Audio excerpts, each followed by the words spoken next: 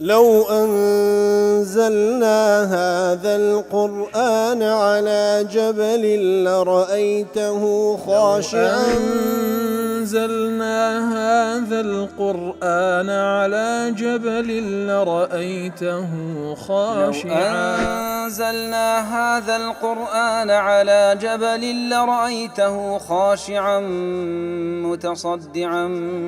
من خشية وتلك الأمثال نضربها للناس لعلهم يتفكرون.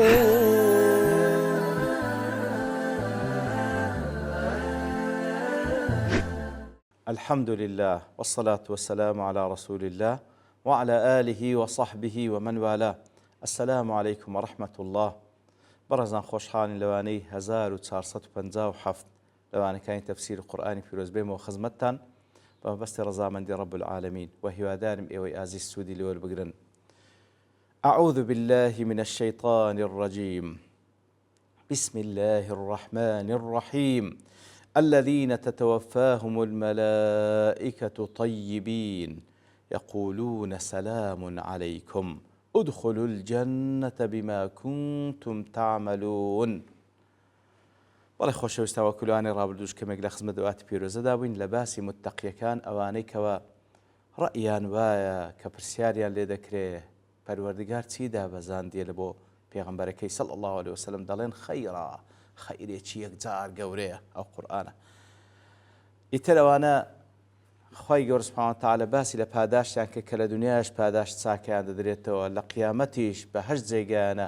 لە حاڵەتی مردنیش ئەوانە هەر بە پاچی دەمرن. ئیتر پێیان دەگوترێ سەلامون عەلەیکم پێیان دەگوترێ سەلامتان لێبی واتە مەلائیکەتەکان کاتێکەوا دێن ڕوحیان بچێشن بۆ متەقیانە دەڵێن سەلامون عەلەیکم سەلامتان لێبی لەلایەن الله تعالى تحية كاملة لكم کەواتە سەلامون عەلەیکم تحية كاملة لكم سەلامەتیەکی تەواو سڵاوێکی تەواو بەبێ نوقسانی لە بۆنگۆ وسلامة لكم من كل مكروه وآفة کەواتە سڵاوێکی کامل لە بۆنگۆ و هەروەها سەلامەتیەک لە هەموو ناخۆشیەک دوورە نەنگۆ. ئیتر وەکو ئیبن عاشور دەڵێ هو سلام تأنیس وإكرام ئەو سەلامەی کەوا لە لای مەلایکەتەوە لە متەقیان دەکرێت لە کاتی ڕۆحکێشان لەو حاڵەتە ناسک و ناخۆشەدا کاتی کە مەلایکە دێن سەلامیان لێ دەکەن. ئینجا ئیبن عاشور دەڵێ سەلام تأنیس دڵنەواییە وإكرام ڕێز لێنانە حینە مەجیئهم ليتوفوهم کاتی هاتینەوە ڕۆحیان دەشێشن. ئیتر ئەو ئینسان چەندە محتاجە بە دڵنەوایی چەندە محتاج بۆ کەوا ڕێزی لێ بندرێ. ئیتر بەو شێوەیە پێشوازیان لێ دەکرێ و بەو شێوەیە ڕێزیان لێ دەندرێ و بەو شێوە ڕوحیان دەچێشرێ بەرەو بەهەشتی پانوبەرین و پێیان دەڵێن ادخلوا الجنة بما كنتم تعملون بڕۆنە بەهەشتەکانی الله تعالى بەسەبەبی ئەو کار و کردەوانەی کەوا لە دنیاتا دەتان کرد بەمە بەستی ڕەزامەندی خوای گەورە سوبحانەهو وتەعالە. قورتوبی دەڵێ ادخلوا الجنة کاتێک کە پێیان دەڵێن ادخلوا الجنة يحتمل وجهين احتمالي دوش اللي خو دقري أحدهما أن يكون معناه أبشروا بدخول الجنة ولا صرح شيشان كفيان قلت ادخلوا الجنة وتأبشروا مجدتان اللي بيبتسون بهاش دوام أن يقولوا ذلك لهم في الآخرة احتمالش الآخرة دوام في قلت لي بالله خو لحديثي في عمر ذاتي صلى الله عليه وسلم كوالا سلام مرجيش مجدان في ذري كواتب راستي دور ما بينا هردو چيتي بإذن خواهي قولا هم لسلام مرق پێیان دەگوترێ مژدەی بەهەشتان لێبی هەم لە ئاخرەتش پێیان دەگوترێ بڕۆن بەرەو بەهەشت. بما كنتم تعملون سعدي دەڵێ بما كنتم تعملون ماذا كنتم تعملون من الإيمان بالله والانقياد لأمره بەو کار و کردەوانەی کەوە ئیمانتان بە الله تعالى هەبوو ملکەت بوون لە بۆ فەرمانەکانی. فإن العمل هو السبب والمادة والأصل في دخول الجنة والنجاة من النار. کەواتە لێرە و لە سەندی جێگایت کە تەمان باەکە سەبەبیە بیما کونتم بەسەبەبی چ بەسەبەبی ئیمان و کردەوە چاکانتان کەواتە وەکو دەڵێ عەمەل و کردەوەی چاک سەبەب و مادە و ئەسڵە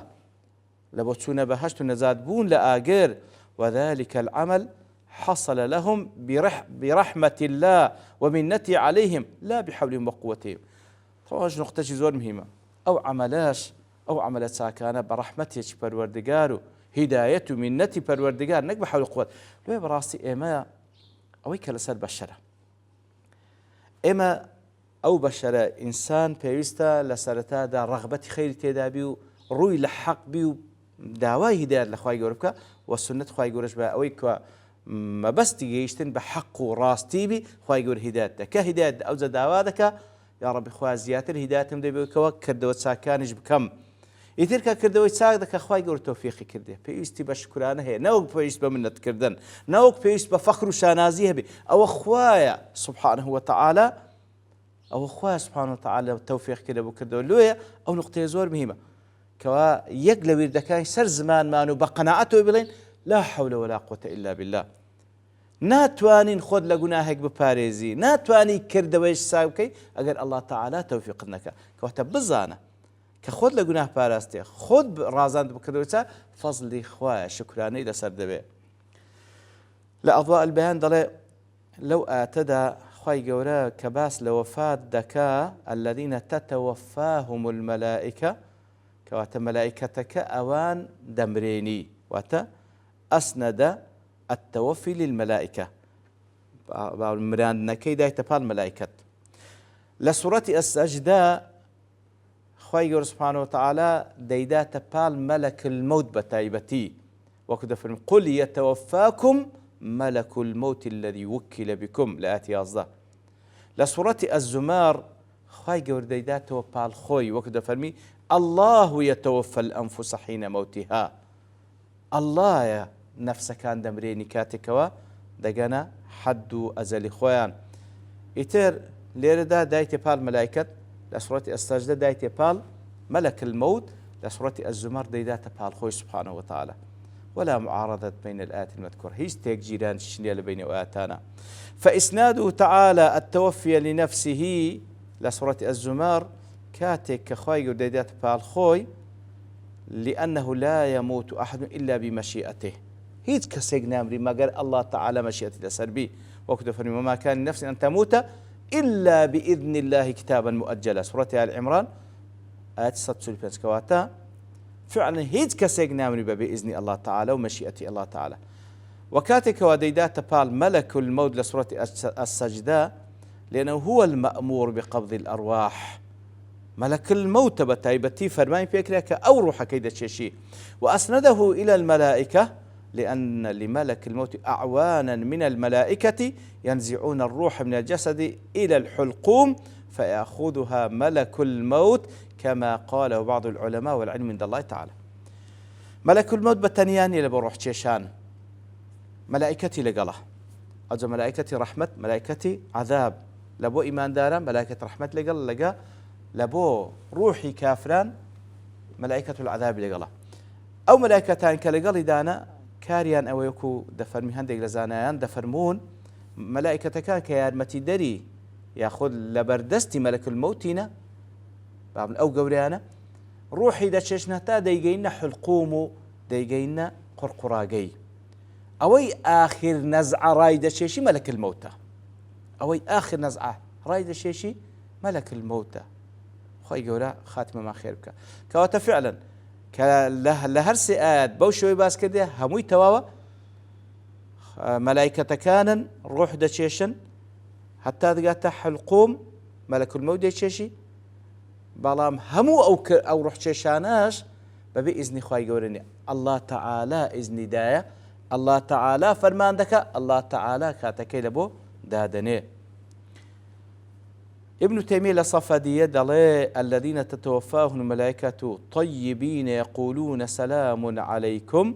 دلي هذا النص وأمثاله أو آتا وهاوشوي صريح بإثبات الملائكة أو آتوا سندين آت تريشيا بلغان لسرعك وملائكة موجودا وأفعالها وكلامها وتأثيرها في العالم بالقول والفعل ملائكة موجودة ببلغي وآتوا سندين آت كالقرآن بيروس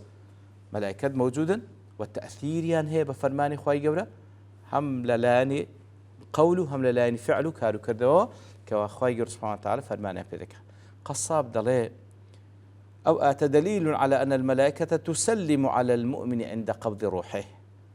أو آتى بلغي لسركوا ملائكات السلام لإيمان دار دكا لو كاتك دي روحي بتشيشي وتبشره بما له عند ربه من الثواب مش دي بيددا بو باداشتيك الله تعالى لبوي آمادكر ابن عثيمين دلي أو آتى دليل على نعيم القبر دليل لسرويكوا قبر خوشيشي تيدا هلوكو عذابش تيدا لبو كافركان لأنه قال ادخلوا الجنة الآن من موتكم كواتا ما بس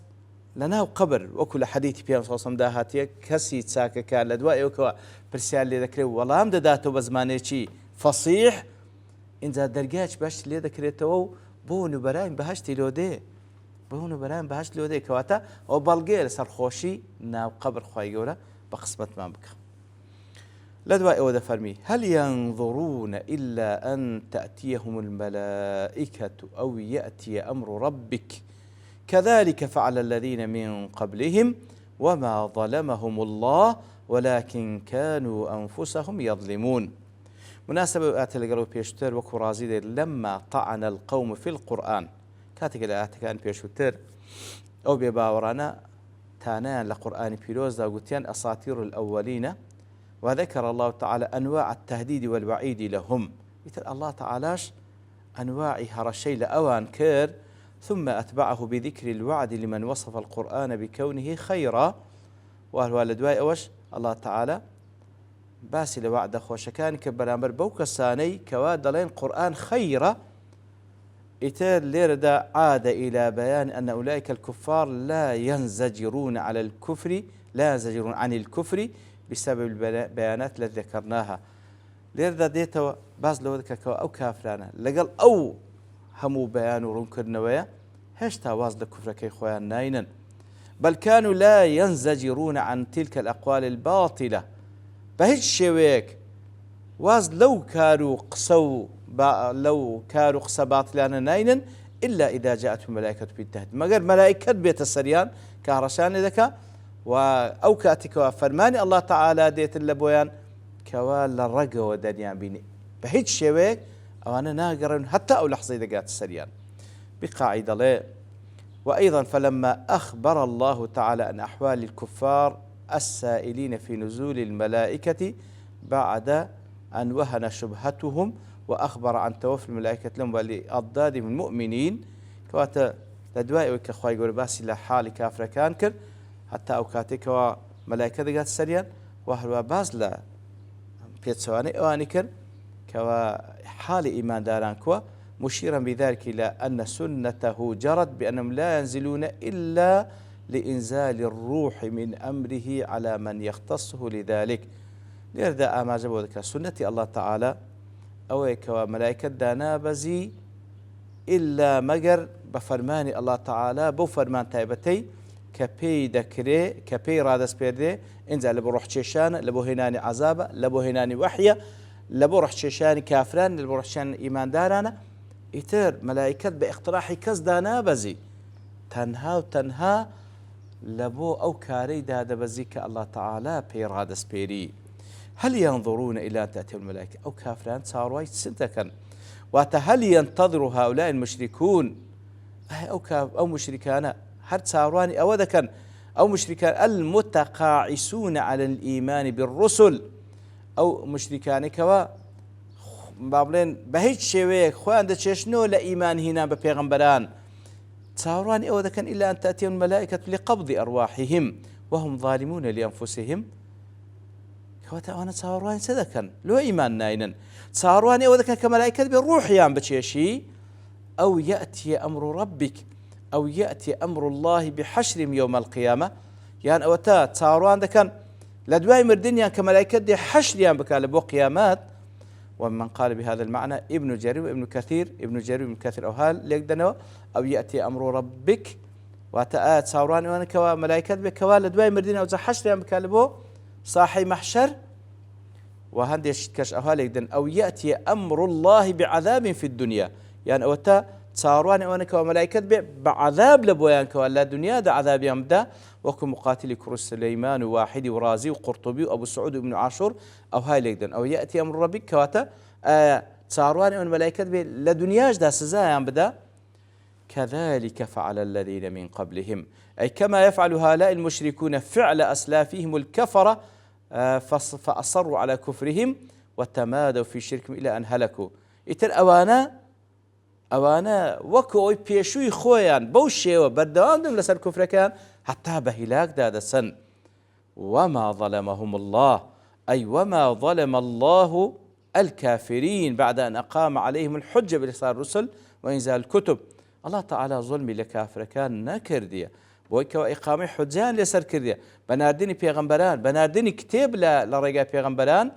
ولكن كانوا يظلمون أنفسهم بلام أوانا ظلميان لأخوان كردية بسي بالكفر والمعاصي ومخالفة الرسل أوانا ظلم لأخوة كان بويك وكفر يانكر قناه التاوان أنزام دن مخالفة بيغمبران كان فاستحقوا عذاب الله ترى شاياني أوان كوا عذاب بدرين للاني أوي كوا بخويان أو كارو كردواني أنزام دا كمستحقي أو رجب خوابنا من دا وصلى الله وسلم على نبينا محمد وعلى آله وصحبه أجمعين وآخر دعوانا أن الحمد لله رب العالمين. لو أنزلنا هذا القرآن على جبل لرأيته خاشعا أنزلنا هذا القرآن على جبل لرأيته خاشعا أنزلنا هذا القرآن على جبل لرأيته خاشعا متصدعا من خشية الله وتلك الأمثال نضربها للناس لعلهم يتفكرون